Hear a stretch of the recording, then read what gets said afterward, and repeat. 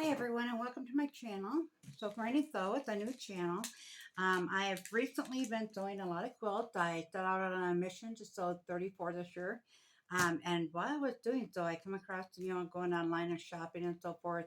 I come across a lot of posts asking how to get started and stuff like that on different groups. So I thought I'd make some YouTube videos uh, showing how exactly to get started, basically what supplies you need, where you can find them, the difference between a few different items.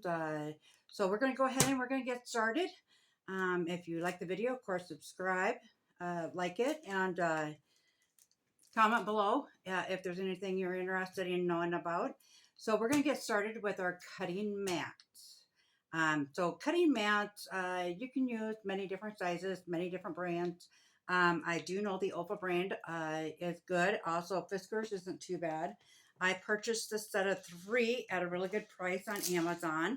Um, so I have been experiencing with the big one, and I'm finding it's not. I don't know if you can see the marks. It's not as good as the Opal brand, of course, but it does work, and it is marked on both sides. I use the side for fleece, so I don't, when you cut fleece on here, it tends to stick in there. Take an eraser and wipe it off, and it pulls the fibers back out so it can heal.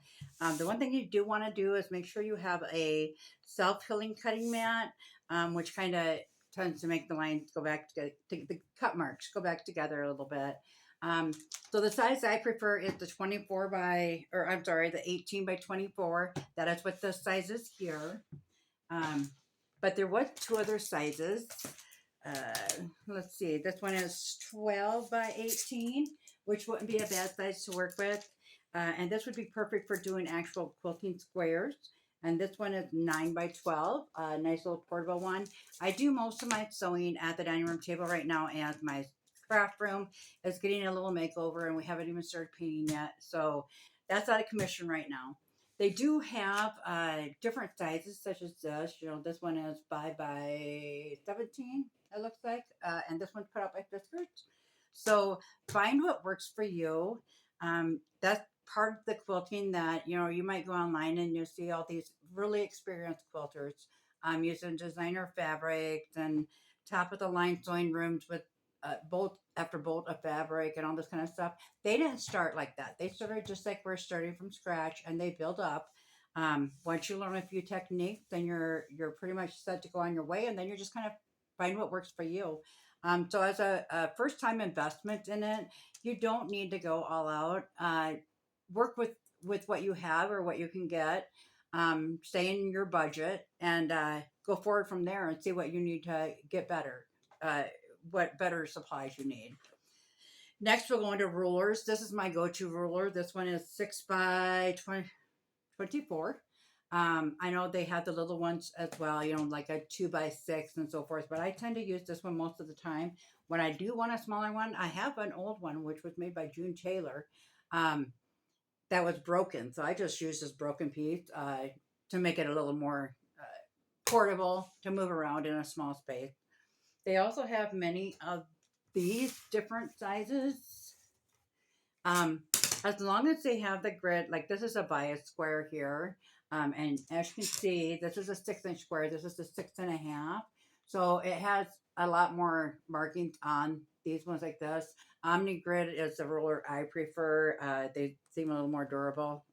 Obviously, the June Taylor one broke. I'm not sure how that broke.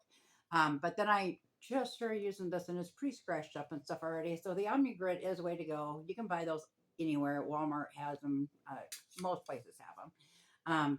But so they go all the way. I think they even have like a 2.5. I don't know if they go smaller than that. I'm pretty sure they may, but all the way up to this big one here that I got is a 12.5 by 12.5. But I know they get bigger than that even. So you'll just have to look. The next thing, of course, after the grids and the rulers would be, to get started, would be your patterns. So there is so many different ways to get patterns. You can buy individual patterns. Online, they have free patterns all over. So if you just Google search or If there's anybody you watch on YouTube, most of them have like a free they'll say it in the description, a free pattern that comes with it if you want to make that item. So I recently purchased a few things online in a crafting group on Facebook. So these are all different ones, and they were like 20 cents a piece. So it was cheaper for me to order them as long as I was getting books than to print it off, basically in the end. So you can get, they have magazine subscriptions and different things, but this one here is like a Southwest quilt. They're different books, and they have the templates in them that you can just trace out, and then I don't know if you're familiar with the template material you can purchase. They sell that at Walmart as well.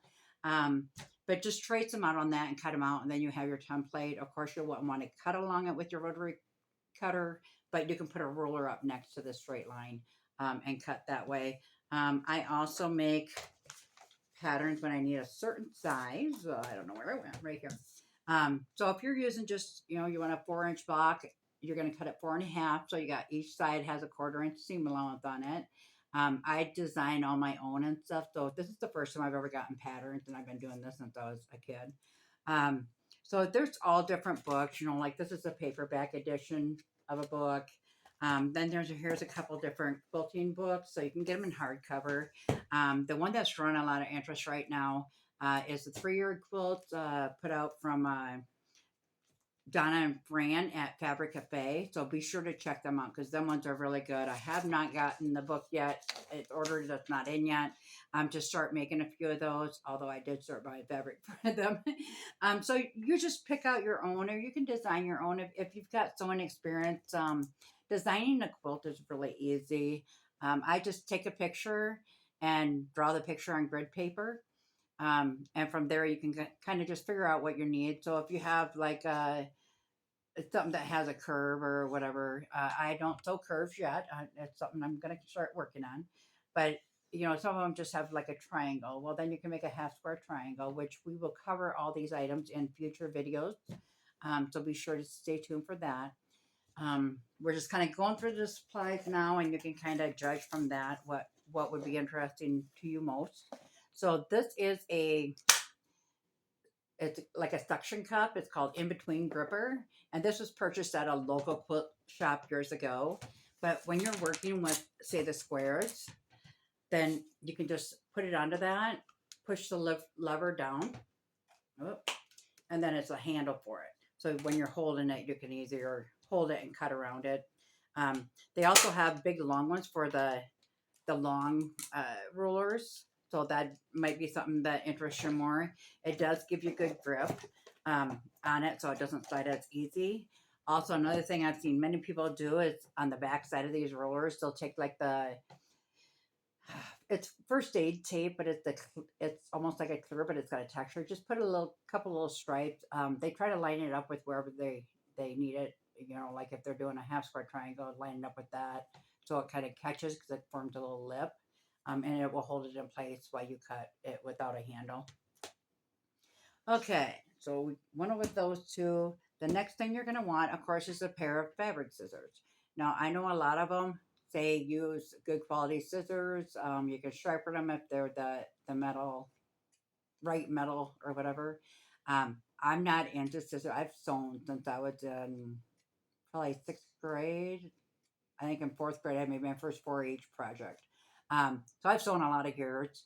And to me, as long as a pair of scissors, we have no sharpener around here. We live in a rural community.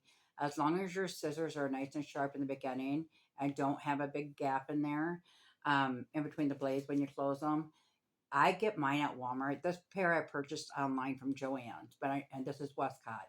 Normally, I just go to Walmart and get them, and they last a couple of years, and I quilt every day, probably about 4 to 8 hours a day.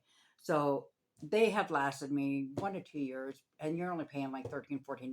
So overall, I just like to refresh my scissors instead of trying to find somebody to sharpen blades. Rotary cutters. So those that may not be familiar with rotary cutters, they come in all different sizes and all different kinds. And there's a 60 millimeter. These were on an accidental order. I tried to get one to fit this. This is 45, and these are 60.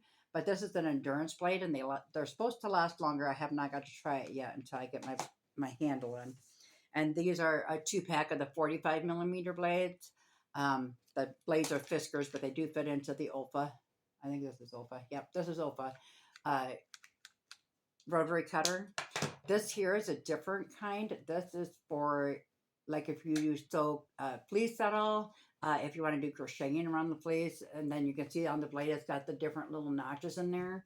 That way it leaves a permanent spot in between where it cuts that, so you can get your crochet stitches through there. This here was a smaller one I purchased. This is just a straight blade for that one. So this was a smaller one I purchased, and it actually on the guides has a spot to go through there. Now I have not tried this one out because I don't have the paperwork no more, and I can't get how that would actually help you any. But I will try it someday, and that is a XOR brand, XSOR, and you can see how tiny it is. I know with rotary cutters, when you're using the if you have multi layers of fabric you're cutting at once, you'll want to go with the 60 millimeter. I use the 45 millimeter for everything. If it's too big for the 45, I don't cut it. I just separate them out and do more stacks.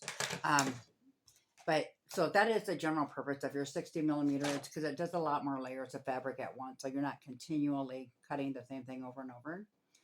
So that is your cutting. Now, when you're quilting, you're going to want some kind of a pencil. And they have these different, I don't know if they're chalk pencils or washout cloth marker. I don't have much luck with this, to be honest. Some people do. I just don't. I have more luck with the number 2 pencil. Just a light mark on the back of it when I need to cut something out. And I'll go into further detail with each of these items as we get into the actual sewing. But they have pens that are supposed to wash out. Or no, they have some that actually iron out and some that wash out. Um, the ones that iron out, though, I've seen mixed reviews on that where they once you iron them out, then later on they come back. So I'm not sure about those. I've just never tried them yet. Maybe someday I will, but for now I just continue to use my pencil. So when we're talking about thread, there's many different ways to buy thread. This is actually an embroidery thread, 50 weight. But I had no problem sewing with these. I ordered a bunch because they were cheap on a Facebook for sale group. And I ordered a bunch, and I am actually in the middle of doing a couple different quilts right now with the brown color of this. And it seems to be holding up well. By pulling on it and stuff, it doesn't break easy or anything. So this is and I don't know what brand this is per se. It doesn't really say a brand. Um, this one here is a Coats and Clark brand, and it's a 30 weight. And I have sewed a quilt with this as well. I don't know if you can see that. Nah, not very well. Here, try a white lid behind it. So that's the 50 weight, and that right there is a 40 weight. So you can see the difference in the thread size. The higher the thread size, it goes up from there. 40 to 60, I want to say, is about ideal for quilting. Um, if you look at the Coats and Clark on this one, it has the 30 up there, and this one's really, really smart. It just says 40. Different ones, yeah, I'm sorry, this was 30 weight, not 40 or 50 weight. Different ones have different markings on them, so you got to kind of look up how each company marks theirs, what it says. This says 30 WT for 30 weight, so there's no mistake in that one. This one says 40 WT, so that's 40 weight. But they also have, like a 2-ply, 3-ply, and it all depends on how the fibers are put together to make the thread. So this one here I just grabbed to show they do come on a spool. This here is actually upholstery thread by Coats and Clark, and this is 137 meter, 150 yards. And these ones here are, I want to say they were like 1,200 yards, something like that on these. So price-wise, it's most often better to go with the bigger one. You're getting more for your money. It takes me, if I buy these, it takes me approximately 2 to 3 of these to do a quilt with. So by the time you add it up, you might as well buy one of the big ones. So that's about the thread. Then, of course, you're going to want either your stick pins or your Wonder Clips. So I just recently switched to all these stick pins here. When you're quilting, you're going to have some area that I use the clips in general. These are awesome to put on fabric. You just slide it over and they just hold it together like a stick pin would. They're awesome to hold on fabric, but sometimes you have a pin that's in the middle, and so this is not on the edge. It's kind of hard to use those then. They do make different sizes of these clips. I know they're quite expensive under the Wonder brand name. You can get them from sewing shop, quilt shops and stuff like that. Um, However, I got these 100 of them on Amazon for like $8. And normally they go way more than $10 to get 50 of them. So that's an alternative idea there too. Stick pins, whatever you find preference to you that you'll need for quilting. Of course, that's with any sewing. You'll need one or the other or both. Okay, of course, you'll need a seam ripper for your mistakes. So when I first started, as most quilters do, I hated the seam ripper. I hated using it. I hated everything about it. I do have a nicer one. I don't, a little more ergonomically correct. I don't know where I put it at. It's somewhere in my jungle here on the table. Um, but after a while, you just find it's like not monotonous. You just do it and get it over with, and you don't even really think about it. Sit down and watch TV while you're, if it's a big seam, while you're ripping it out or whatever. Um, so when you get your quilt sewn and you got to put the batting and the backing in, you're going to need safety pins or basting or the spray, the 505 spray. I've not used the spray. I have no interest in using it. I don't want the in my lungs smell and all that stuff, and I don't have anywhere outside really to do it. So I just use the pins. I was using straight safety pins prior to this, or up until probably 5, 6 years ago.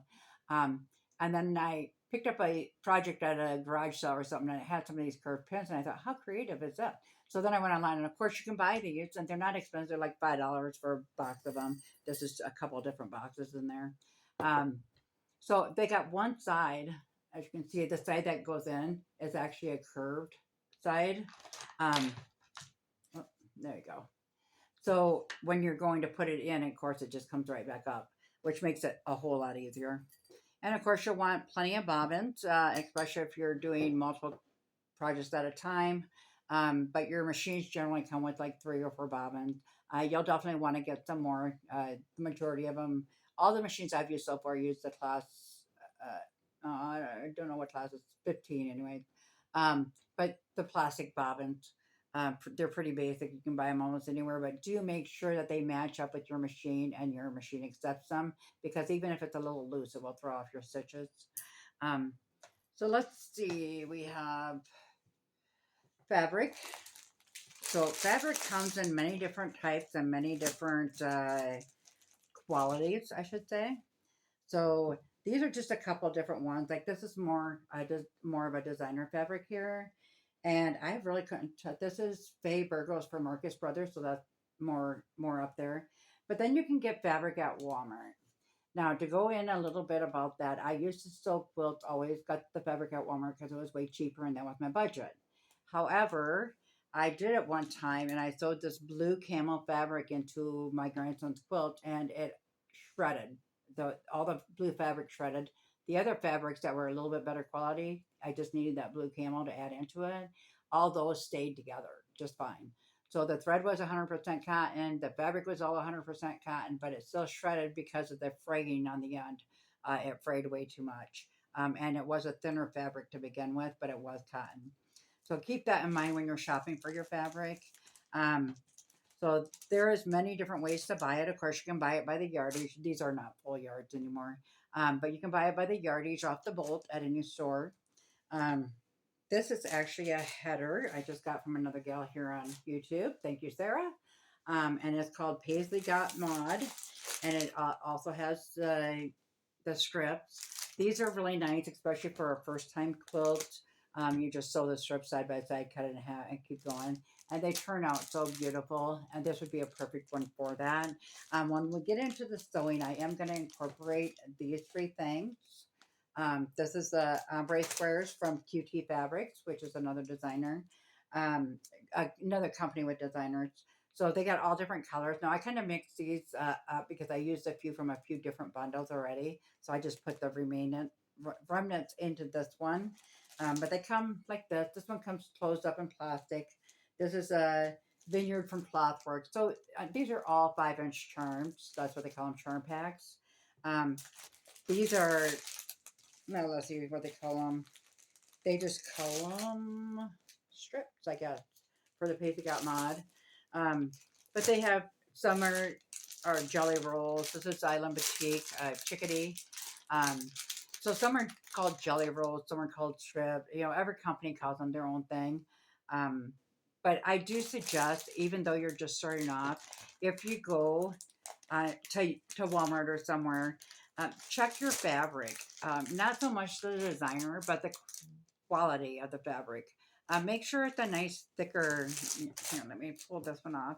See how that's a nice thicker? I mean, you can still see through the shape of it and everything, but it's a nice thicker fabric.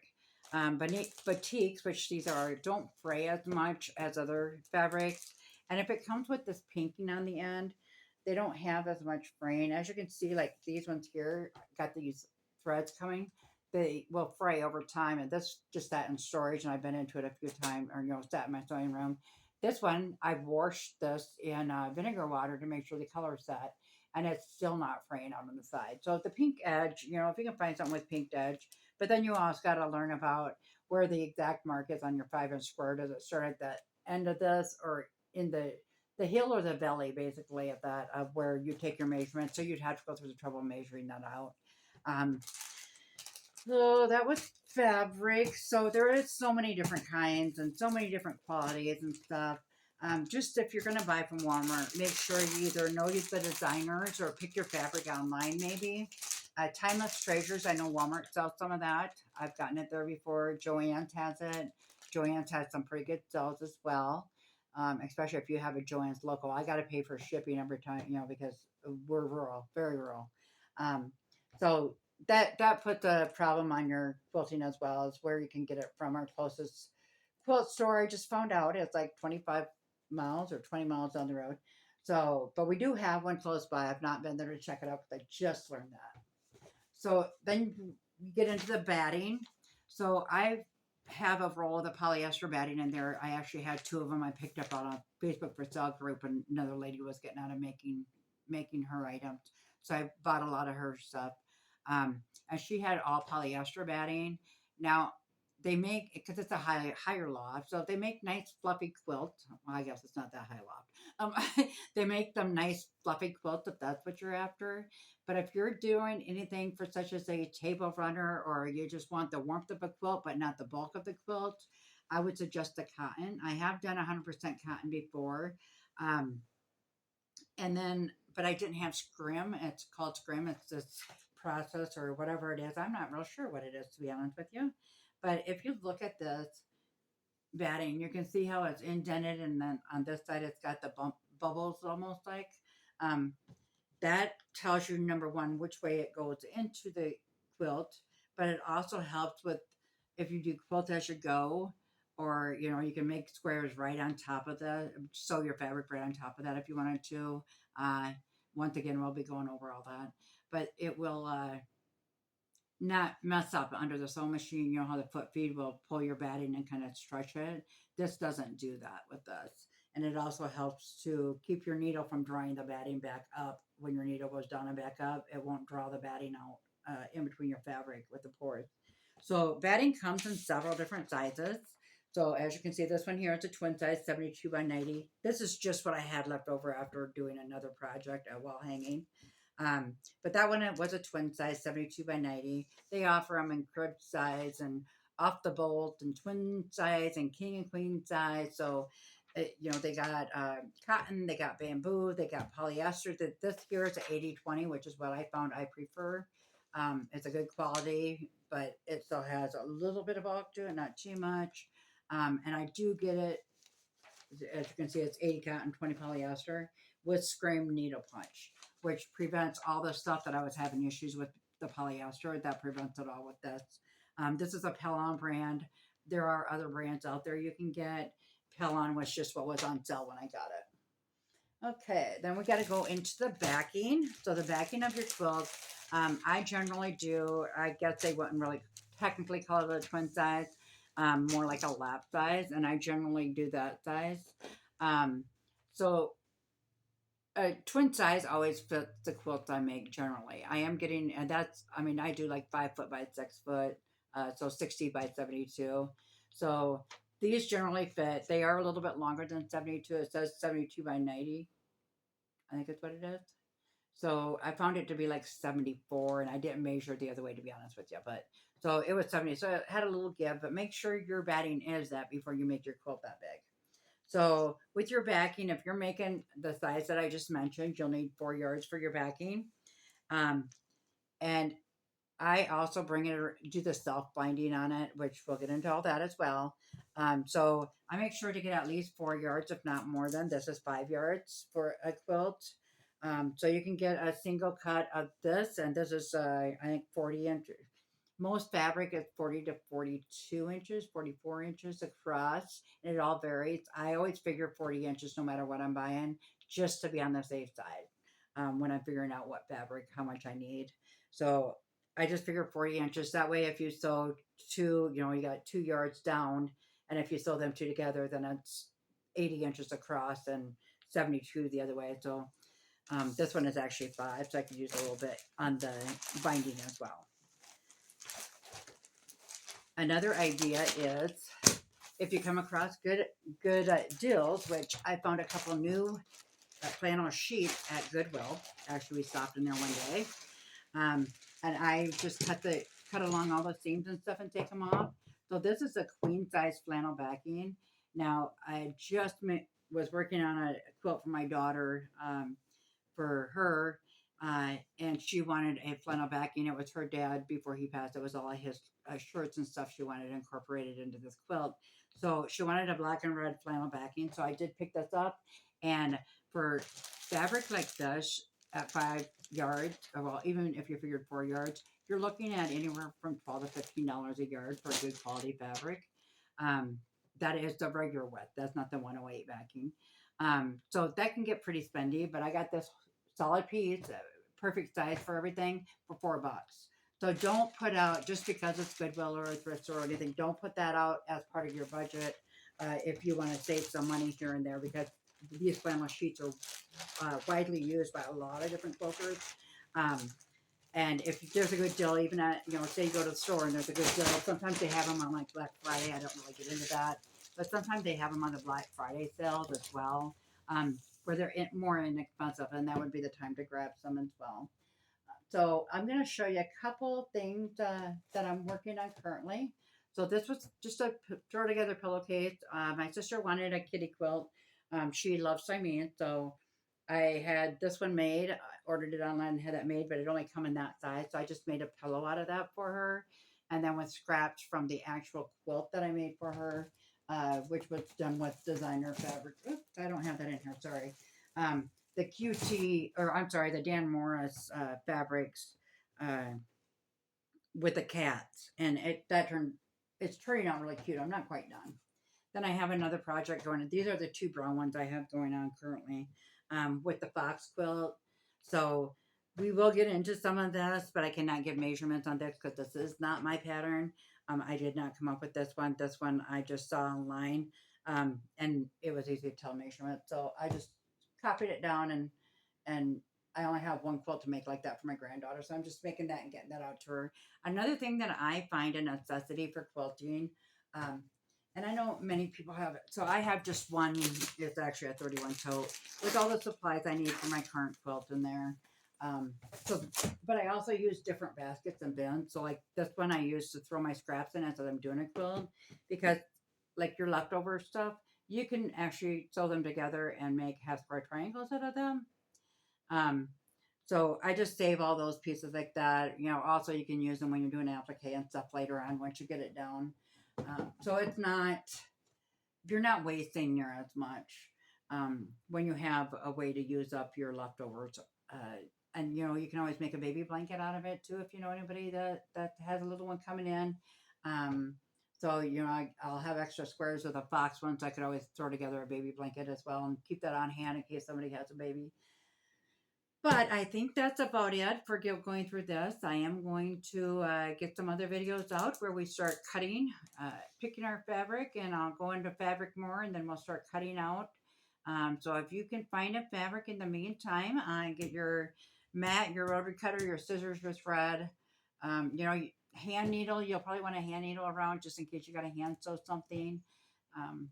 get a few supplies together and join me back here. By Friday, I'll be putting out another video where we'll start cutting into it, picking a design and start cutting into it. So thank you all for tuning in. Be sure to like and subscribe. Give me a comment if there's anything you want to see. I know I have to improve on my tech skills on this part. I'm not too good with the recorder or how to work the remote to it yet.